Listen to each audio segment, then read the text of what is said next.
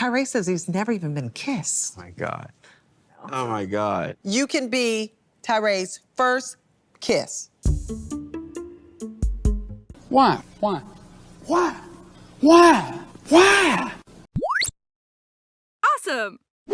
Probably, like many of you, I thought that the Single Life Tell-All was 3 parts. But I found out at the end of part 3 that it's 4 or maybe even 5 parts. I'm guessing it's actually 5 because in the preview for the next part, Sean says, next time on the Single Life Tell-All, not next time on the Single Life Tell-All finale. Next time on the Single Life Tell-All. Here's the thing, there's only 7 total cast members, and there were only 11 episodes. So I have to ask the question, why would they do that? And even after watching the first 3 parts, the only answer I have for this is that I think they were given a time of 3 hours for the tell-all like they did with the recent 90 Day Fiancé tell-all. But 90 Day Fiancé has double the cast at 14 cast members, and they had a total of 18 episodes of content to go over. So that seems unnecessarily long, doesn't it? 3 hours for a Single Life tell-all? Let's say they go with the 3 hours. I was going to say, well, the show is only usually 45 minutes long, so it made sense to split up the tell-all into 45-minute segments.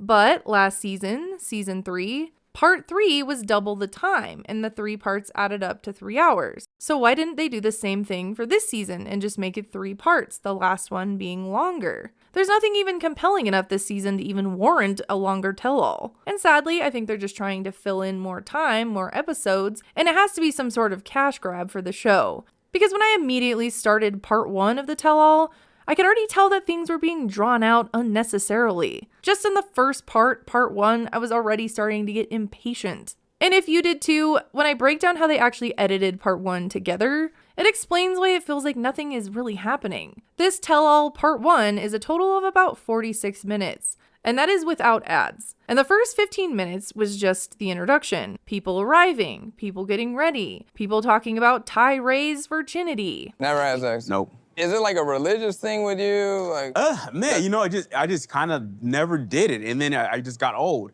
So the first 15 minutes, basically a third of part 1, is just about the cast getting ready to be on set.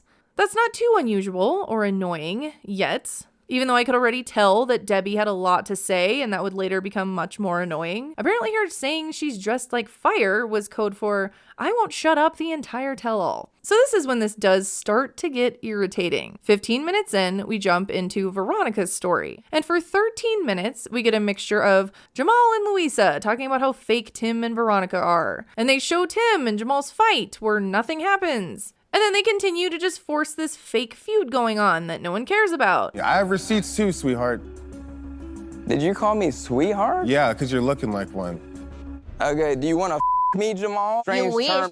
If you're going to make me sit through these fake fights and then talk about them for an extended period of time, at least have them start slapping each other or something. This was pointless. And it took 13 minutes to just explain that Jamal and Veronica broke up. That's it. And then they could have easily just switched into Tim's segment and knocked that out right then too.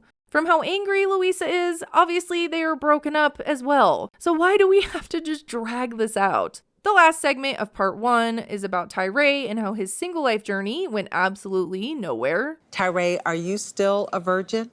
Yeah.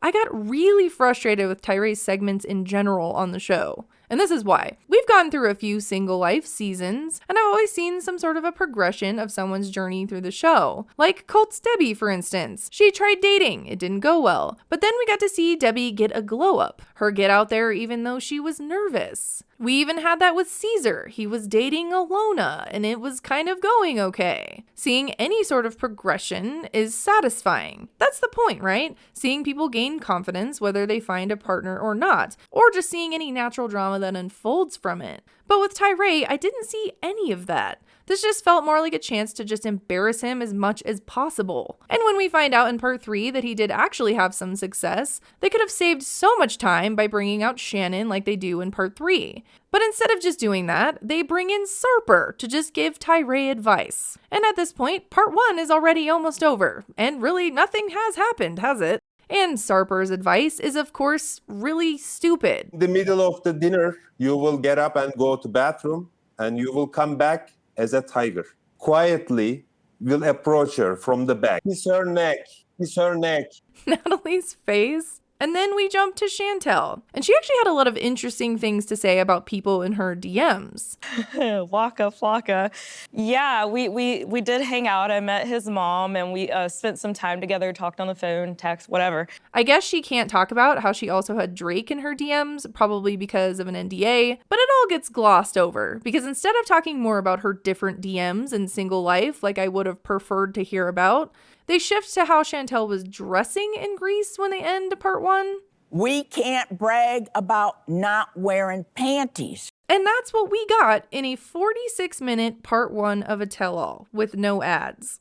We got an intro, Jamal, Louisa, Tim, and Veronica fighting, embarrassing tirade, Sarper's dumb advice, and then a small part of Chantel's story.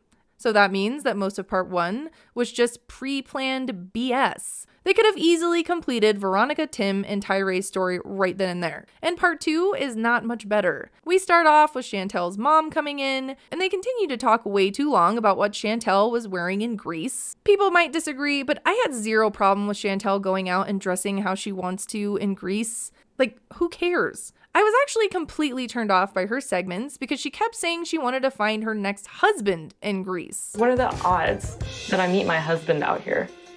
God. Fresh out of a divorce. But then she says stuff like this on the tell-all. Like, I really don't think I'm gonna find my man, like, out in the club. I was trying to have fun. That is so confusing and also proves that they edit so many things together in the show to tell a certain story. Maybe she really didn't want a serious relationship, but they just focused on that the whole time. Her awkward, zero chemistry romance with Giannis was all her segments ended up being about. And somehow Giannis said he was going to come see her in the US. And that serious relationship angle they pushed all season just magically disappeared when they brought Giannis on to the tell-all. The easiest would be if Chantel will find the time to visit me here. You said you were gonna come visit her and then she would come visit you. It's your turn. They pushed it so hard on us, and now it's just all casual. And actually, when they show the clips of Chantel going out and Chantel walks off upset, I get the impression that we won't see Giannis ever again. Giannis, do you feel like Chantel is not ready to be in an exclusive relationship? She's not ready. I really hope we don't see them together again. So that means that about half of part 2 of the tell-all, 24 minutes, was about Chantel's zero chemistry relationship with Giannis, and now they probably won't even see each other again. And now, halfway through part 2, we shift to Natalie, who is still not happy in LA, big surprise. You cannot get to industry, the one I wanted to be in, because they don't accept just any walk-ins people from the street. The film industry. Yeah. Yes. We saw Natalie and Josh break up, which I was so relieved about when it happened. But then we heard in part 1 of the tell-all that Josh asked for another chance with Natalie. Ugh. I need to be really sure about him being more serious about me. When she said that, I rolled my eyes so hard, it hurt a little. So that means that we are exactly where we were on last season's tell-all. Natalie still has no idea how serious Josh is about her.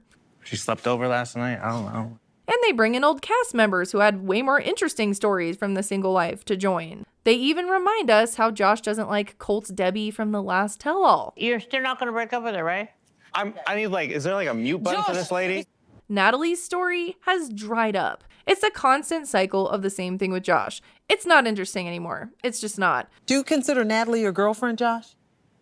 No, not right now. She is so nuts, and I'm bored of her. And I know that this is like Ed and Liz, and we are never going to get rid of them. Ugh. They do talk about at least why Josh says he hasn't had Natalie over to his house to meet his daughter, even though I think we all knew the answer before he said it. The thing is like when we have these meltdowns, like, I don't ever want that to be in my home. But this guy continues to sleep with Natalie, and at the same time seems super annoyed by her. And of course, when Josh's coworkers talk about how needy Natalie is, she starts to play the victim and act like her getting stuck in LA is all Josh's fault. Why? From the beginning, lease for $2,000 per month, apartment costs so many stuff on me, Ukrainian girl. Ma'am, he did not even tell you to move there. But please go off on trying to play the victim. Josh clears the air by saying no, he never told Natalie to move to LA. And I fully believe that. But he is paying for her stuff there, so he does come off as a sugar daddy as much as he tries to deny it. Giving her money, but sleeping with her, but won't commit to her. Are you joking? What are you putting? Not teaching. Okay, Natalie. Even though no matter how anyone says it, that is exactly what is happening. She is sleeping with him and he is giving her money. And that tantrum continues into part 3 of the tell-all. I was thrilled when Natalie and Josh broke up and now annoyed that this is again the topic focused on. Unfortunately, Josh and Natalie are going to continue this cycle forever. I also heard a rumor that they will be on the last resort. I don't currently know how true that is, but it makes sense with how they set this up. Ugh.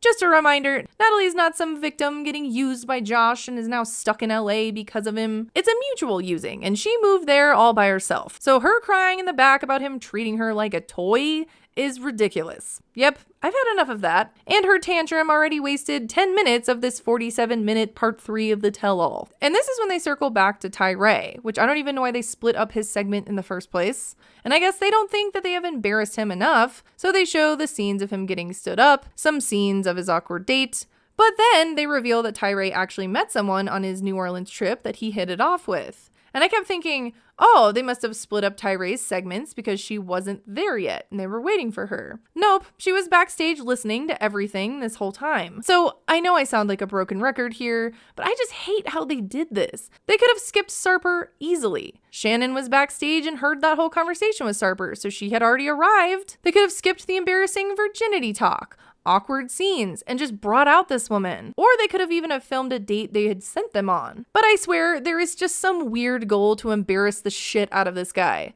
Because this woman seems into him. He really has like an outgoing personality. He's so easy to talk to. Of course, he's very handsome also. But the attempts to embarrass Tyree are still full on. I don't know, maybe find something touristy to do or something. There's a Mexican spot too, right by, like, down the street. Stay away from the beans, brother. Because everyone keeps joining in on interjecting on everything Tyree says to this woman. And they bring up him being a virgin and the fact that he's never been kissed. He did not say that. Now that part I didn't know. Oh my God. Why don't they just let him go on a date and he can privately say that? But no, instead, let's just tell them to kiss on stage. I mean, why not right now? What the fuck? Osama wants to remind you to subscribe to the kiblz channel. If you don't, he will appear in your window and read you poetry. Touch me, hold my bones. All I feel is cringe. Like, too much cringe. I hate this. I have to give it to this woman. Her name is Shannon. She handles this all very well. And when he escorts her off stage, I hope that he had just left after that. The only time I actually laughed during this tell-all was when Natalie said that her perfect movie role was a vampire. Especially when Veronica leaned away during her monologue. Только сон, который только снится. John's face. I mean, Natalie is really a vampire in real life, right? She tried to suck the life out of Mike. She's trying to suck the life out of Josh now. That would be a perfect role for her. After Tyree returns, we end part 3 of the tell-all with John and Megan's story. But for drama purposes, they of course bring out Patrick, who does not think that John can be a stepdad. John getting into a relationship and like having to be a stepfather wasn't an ideal situation. We saw John downing breakfast beers, living with Patrick and Thais. But if he wants to be in a real relationship and be a stepdad, he seems to be taking it seriously, so why not let him try? He seems happy. Megan, she's looking for someone to support her, and John might be someone that she's gonna have to support. I bet that Patrick does want his brother to be happy. I also think that they are just playing up things like jealousy issues for the tell-all. The location sharing, having problems when he's working. Patrick has had the same exact location sharing issues on his season of 90 Day Fiancé, so this conversation is just lasting way too long. And then the cast members try to put in their 2 cents, and it's just silly. Veronica says, oh, I wouldn't want to be in a relationship like theirs. Well, you got broken up with by a peace sign emoji. Take care, and then a peace sign emoji. He broke up with you over a text message. message with a peace sign emoji. You shouldn't be saying anything about this. And we end the third part of the tell-all with a cliffhanger. John gets asked what his timeline is for an engagement. So he gets down on one knee. Miss Megan Brown, Oh, he's proposing. And we get to wonder, oh, is this a real engagement or not? And in the preview for the next part, or parts, we still have not gotten to Debbie's segment, so they tease that with her argument with the other Debbie. And then they bring back these clowns to talk about Tim's segment, I'm guessing, again.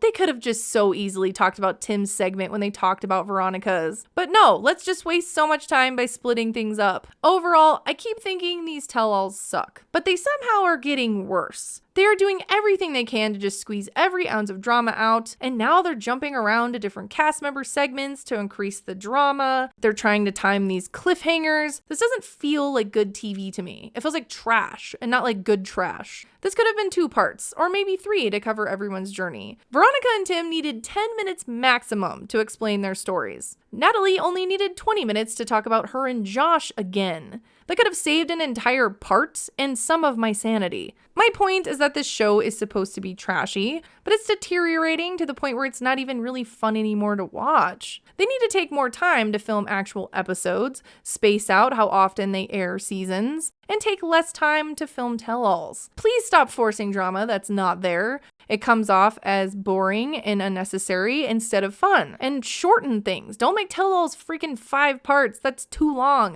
Let me know what you think about the tell-alls so far. Do you agree with me? Do you disagree? I don't want to be negative in all of these videos, but I'm getting really frustrated over here with the franchise in general. It's the lack of quality at this point. It's the rushing seasons. I think they need to take a step back and do something different with how they do these. Again, let me know what you think, and I will see you in the next video. Anyways, thanks for watching. Bye!